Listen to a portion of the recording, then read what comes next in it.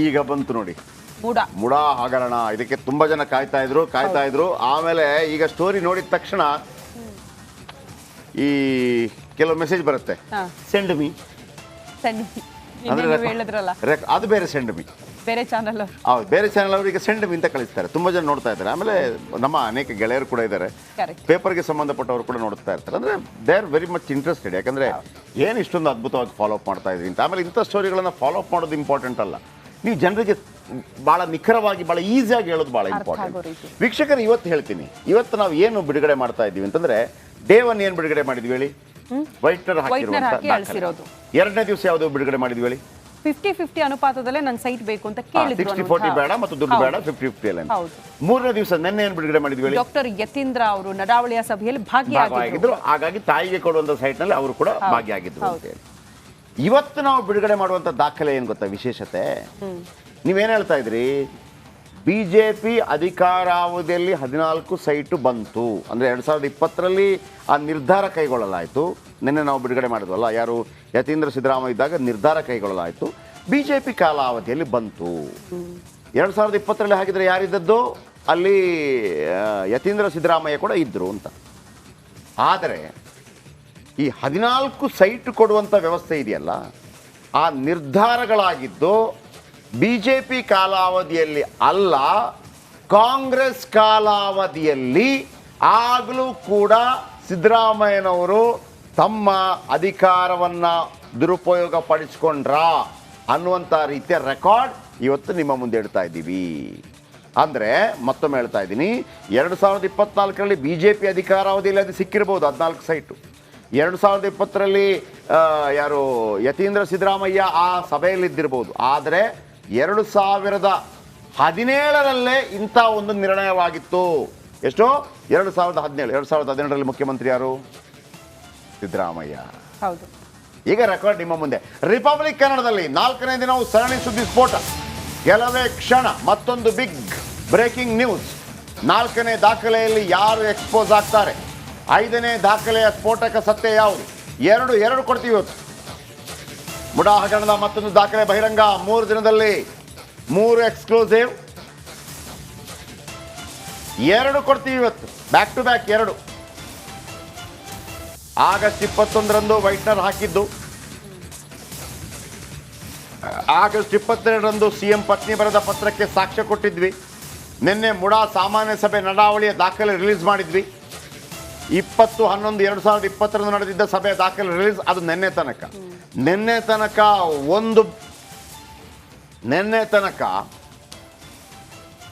ಒಂದು ತೂಕ, ಇವತ್ತಿನಿಂದ ಇನ್ನೊಂದು ತೂಕ ಆಯ್ತಲ್ಲ. ಈಗ ಬನ್ನಿ, 4ನೇ ಸ್ಫೋಟಕ ಮುಡಾ ಫೈಲ್ ಇವತ್ತು ರಿಲೀಸ್ ಆಗ್ತಾ ಇದೆ. ಇದೆಲ್ಲವೂ ಕೂಡ ನಿನ್ನೆ ಮೊನ್ನೆ ಆಚಿನಾಡಿದ್ದು. ಇವತ್ತೇನು ಮುಡಾ ಫೈಲ್ ನಂಬರ್ 4 and 5 4 ಮತ್ತು 5 ಕೆಲವೇ ಕ್ಷಣಗಳಲ್ಲಿ ನಿಮ್ಮ ಮುಂದೆ ನೋಡಲು ಮರೆಯದಿರಿ, ಮರೆತು ನಿರಾಶರಾಗದಿರಿ ಅಂತ ಹೇಳಿದಾಗ ನೋಡಿ ತೋರಿಸ್ತೀವಿ ಈಗ. ಎಸ್, ತೋರಿಸ್ತೀವಿ. ಇವತ್ತು 4 ಮತ್ತು 5ನೇಯ ದಾಖಲೆ ಬಿಡುಗಡೆ ಆಗ್ತಾ ಇದೆ. ಯಾರು ಎಕ್ಸ್ಪೋಸ್ ಆಗಬಹುದು, ಯಾವುದಕ್ಕೆ ಸಂಬಂಧಪಟ್ಟಂತ ಮಾಹಿತಿ ನಿಮ್ಮ ಮುಂದೆ. 4ನೇ ಸ್ಫೋಟಕ ಮುಡಾ ಫೈಲ್ ಇವತ್ತು ರಿಲೀಸ್ ಆಗ್ತಾ ಇದೆ ನಿಮ್ಮ ರಿಪಬ್ಲಿಕ್ ಕನ್ನಡದಲ್ಲಿ. 3 ದಿನ 3 ಮೆಗಾ ಎಕ್ಸ್ಕ್ಲೂಸಿವ್ ದಾಖಲೆಯನ್ನ ರಿಪಬ್ಲಿಕ್ ಕನ್ನಡ ಬ್ರೇಕ್ ಮಾಡಿತ್ತು. ಇವತ್ತು 4 ಮತ್ತು 5ನೇ ಎಕ್ಸ್ಕ್ಲೂಸಿವ್ ದಾಖಲೆ. ಕೆಲವೇ ಕ್ಷಣಗಳಲ್ಲಿ 4ನೇ ದಾಖಲೆಯನ್ನ ನಿಮ್ಮ ಮುಂದೆ ರಿಪಬ್ಲಿಕ್ ಕನ್ನಡ ಇಡ್ತಾ ಹೋಗುತ್ತೆ. ಸಿಎಂ ಪತ್ನಿಗೆ ಬದಲಿ ನಿವೇಶನ ತೀರ್ಮಾನ ಆಗಿದ್ದು ಯಾವಾಗ ಗೊತ್ತಾ? ಯಾವ ಸರ್ಕಾರದ ಅವಧಿಯಲ್ಲಿ 50-50 ತೀರ್ಮಾನ ಆಗಿದೆ? ರಿಪಬ್ಲಿಕ್ ಕನ್ನಡದಲ್ಲಿ ಯಾರು ಊಹೆ ಮಾಡಿರದ ಮೆಗಾ ಸುದ್ದಿ ಇದು. ಬಿಜೆಪಿ ಅಲ್ಲ, ಕಾಂಗ್ರೆಸ್ ಅವಧಿಯಲ್ಲೇ ಬದಲಿ ಜಮೀನು ತೀರ್ಮಾನ ಆಗಿತ್ತು ಅನ್ನುವಂತಹ ವಿಚಾರ. ಸಿದ್ದರಾಮಯ್ಯ ಅಧಿಕಾರಾವಧಿಯಲ್ಲೇ ನಡೆದಿತ್ತಂತೆ ಈ ತೀರ್ಮಾನ, ಬಟ್ ಅಧಿಕೃತವಾಗಿ ಜಾರಿಯಾಗಿದ್ದು ಬಿಜೆಪಿಯ ಅವಧಿಯಲ್ಲಿ. ಇಲ್ಲಿ ನೋಡಿ, ಯಾವ ದಿನಾಂಕದಂದು ಈ ತೀರ್ಮಾನ ಆಯಿತು? ಡಿಸೆಂಬರ್ 30, 2017ರಂದು ನಡೆದಿದ್ದ ಮುಡಾ ಸಭೆ. ಈ ಸಭೆಯದ್ದು ಎನ್ನಲಾದ ನಡಾವಳಿಗೆ ರಿಪಬ್ಲಿಕ್ ಕನ್ನಡಕ್ಕೆ ಲಭ್ಯ. ಅಂದು ಮುಡಾ ಅಧ್ಯಕ್ಷರಾಗಿದ್ದವರು ಧ್ರುವ ಕುಮಾರ್. ಧ್ರುವ ಕುಮಾರ್ ಸಿಎಂ ಆಪ್ತ ಬಳಗದಲ್ಲಿ ಗುರುತಿಸಿಕೊಂಡಿರುವ ಧ್ರುವ ಕುಮಾರ್.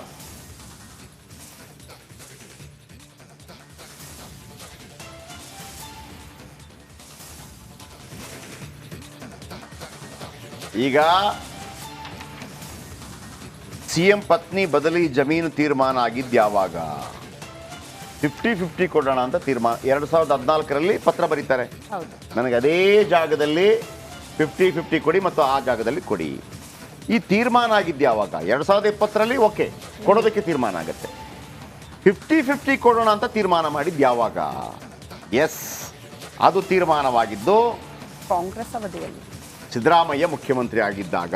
Date December 30, 2017. ಅವತ್ತೊಂದು ನಡೆದಿದ್ದ ಮುಡಾ ಸಭೆ. ಆ ಸಭೆಯ ಅಧ್ಯಕ್ಷರು ಅಥವಾ ಮುಡಾದ ಅಧ್ಯಕ್ಷರಾಗಿದ್ದರು ಧ್ರುವ ಕುಮಾರ್. ಯಾರೀ ಧ್ರುವ ಕುಮಾರ್? ಧ್ರುವ ಕುಮಾರ್ ಇದೇ ಸಿದ್ದರಾಮಯ್ಯನವರ ಬಲಗೈ ಬಂಟ. ಆದ್ರೆ ಇವತ್ತು 10 ಗಂಟೆಗೆ ನಾವು ಒಂದು ಇಂಟರ್ವ್ಯೂ ಮಾಡ್ತಾ ಇದೀವಲ್ವಾ, ಅದ ಇಂಟ್ರೆಸ್ಟಿಂಗ್ ಬಹಳ ಇದೆ.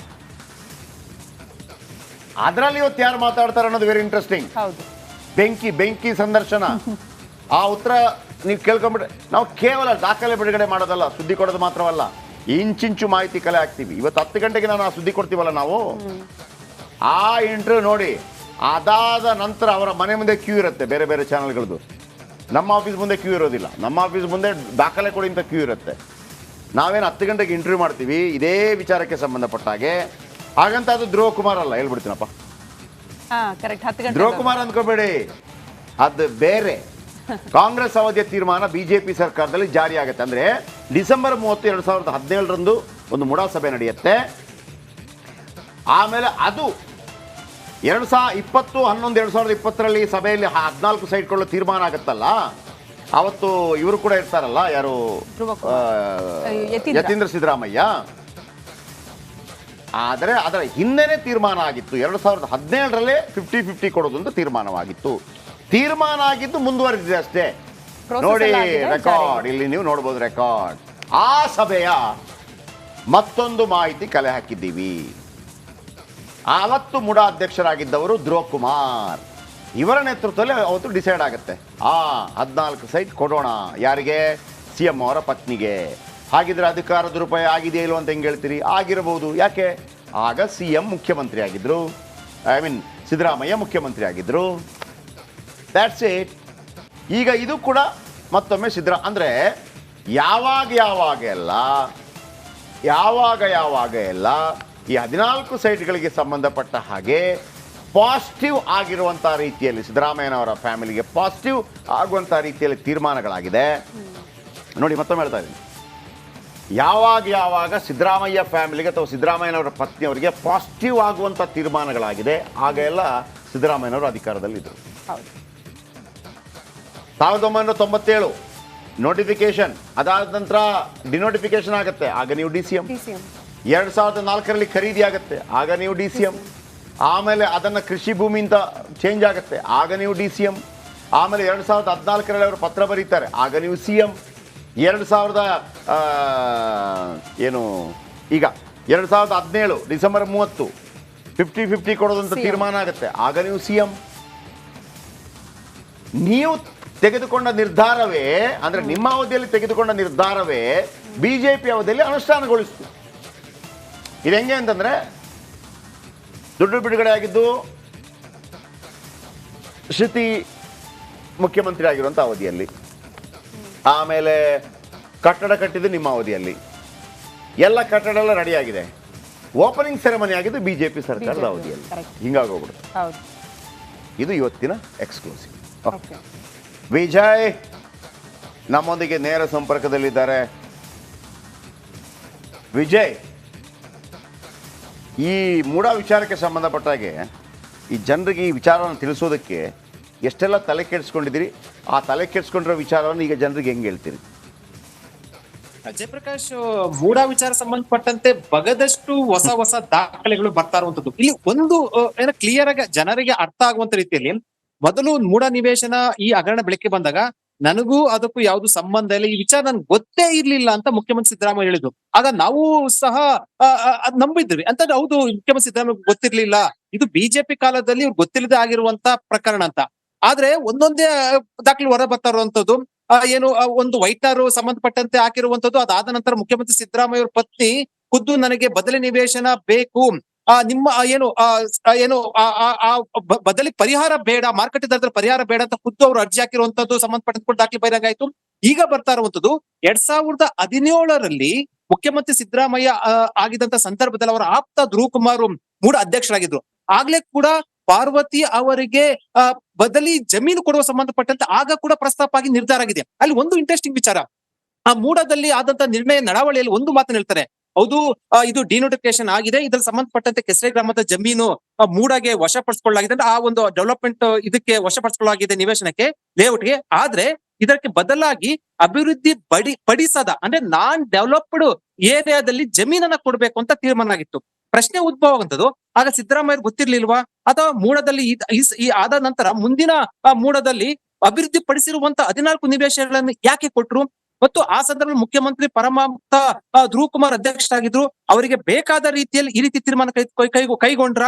ಅವಾಗ ಹೌದು ಬದಲಿ ಜಮೀನ್ ಕೊಡ್ಬೇಕಂತ ಮೂಡ ಆಪ್ತ ಮುಖ್ಯಮಂತ್ರಿ ಸಿದ್ದರಾಮಯ್ಯ ಆಗಿದ್ದ ಸಂದರ್ಭದಲ್ಲಿ ಧ್ರುವ ಕುಮಾರ್ ನಿರ್ಧಾರ ಕೈಗೊಂಡ್ರು. ನಂತರ ಮುಂದಿನ ಬಿಜೆಪಿ ಸರ್ಕಾರದಲ್ಲಿ ಬದಲಿ ನಿವೇಶನ ಕೊಟ್ರು. ಅಂದ್ರೆ ಪ್ರಶ್ನೆ ಇರುವಂತದ್ದು, ಮೂಡಾದಲ್ಲಿ ಆಗಿರುವಂತ ಎಲ್ಲಾ ನಿರ್ಣಯಗಳು ಕೂಡ ಮುಖ್ಯಮಂತ್ರಿ ಸಿದ್ದರಾಮಯ್ಯ ಗೊತ್ತಿತ್ತು. ಈಗ ಮತ್ತೊಂದು ಪ್ರಶ್ನೆ ಕೇಳ್ತಾ ಇರುವಂತದ್ದು, ಡೆವಲಪ್ಡ್ ಅಲ್ಲದ ಜಮೀನಲ್ಲಿ ಜಮೀನ್ ಕೊಡ್ಬೇಕು ಅಂತ ಆಗಿರ್ಬೇಕು ನಿರ್ಧಾರವನ್ನ ಮತ್ತೆ ಯಾಕೆ ಬದಲಾವಣೆ ಮಾಡಿದ್ರು ಇವರ ಅನುಕೂಲಕ್ಕೆ ತಕ್ಕಂಗೆ? ಇದು ಒಂದಷ್ಟು ಸಾರ್ವಜನಿಕವಾಗಿ ಪ್ರಶ್ನೆ ಹೇಳುವಂತದ್ದು. Jayaprakash, okay, thank you. ಮತ್ತೊಮ್ಮೆ ನಿರಂತರವಾಗಿ ಇದರ ಬಗ್ಗೆ ಮಾಹಿತಿ ಕೊಡ್ತಾ ಹೋಗ್ತೀವಿ. ಮತ್ತೊಮ್ಮೆ ಹೇಳ್ತಾ ಇದ್ದೀನಿ, ಮುಖ್ಯವಾಗಿ 3 ದಾಖಲೆ ಬಿಡುಗಡೆ ಮಾಡಿದ್ವಿ. ಇವತ್ತಿನ ದಾಖಲೆ ಏನಪ್ಪಾ ಅಂತಂದ್ರೆ, ನಿನ್ನೇನು ಬಿಡುಗಡೆ ಮಾಡಿದ್ವಿ, 2020ರಲ್ಲಿ ಯತೀಂದ್ರ ಸಿದ್ದರಾಮಯ್ಯ ಇದ್ರು, ಆ ನಡಾವಳಿಯಲ್ಲಿ 14 ಸೈಟ್ ಕೊಡೋದು ಅಂತ ಓಕೆ ಆಯ್ತು, ಒಪ್ಕೊಂಡ್ರು. 14 ಸೈಟ್ ಕೊಡೋದು ಅಂತ ಓಕೆ ಆಗಿದ್ದು. ಆದರೆ ಇವತ್ತಿನ ಬಿಡುಗಡೆ ಮಾಡಿರೋದ್ರಲ್ಲಿ ಏನಪ್ಪಾ ಅಂತಂದ್ರೆ, ಈ 14 ಸೈಟ್ಗೆ ಕೊಡಬೇಕು ಅಂತಂದ್ರೆ 50-50 ಅನುಪಾತದಲ್ಲಿ ಕೊಡುವ ಅಂತೇಳಿ ತೀರ್ಮಾನ ಆಗಬೇಕು.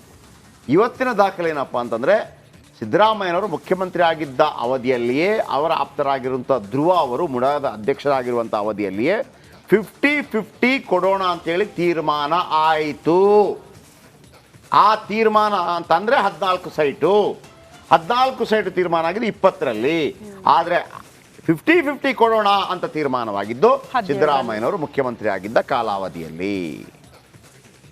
ಎಲ್ಲ ಪ್ರಶ್ನೆಗಳಿಗೆ ಉತ್ತರ ಬೇಕಲ್ವಾ? 10 ಗಂಟೆ ನಮ್ಮ ಇಂಟರ್ವ್ಯೂ ನೋಡಿ, ಅಲ್ಲೊಬ್ರು ವ್ಯಕ್ತಿ ಬರ್ತಾರೆ.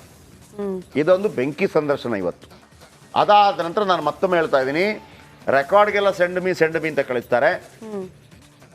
ಈ ಇಂಟರ್ವ್ಯೂ ಆದ ನಂತರ ಬಹುಶಃ ಆ ಯಾರ ವ್ಯಕ್ತಿಯನ್ನು ನಾವು ಇಂಟರ್ವ್ಯೂ ಮಾಡ್ತಾ ಇದ್ದೀವೋ ಅವರ ಮನೆ ಮುಂದೆ ಕ್ಯೂ ಇರುತ್ತೆ, ಎಲ್ಲ ಚಾನಲ್ಗಳ ಕ್ಯಾಮರಾ, ಇದು ಪಕ್ಕ. ಓಕೆ.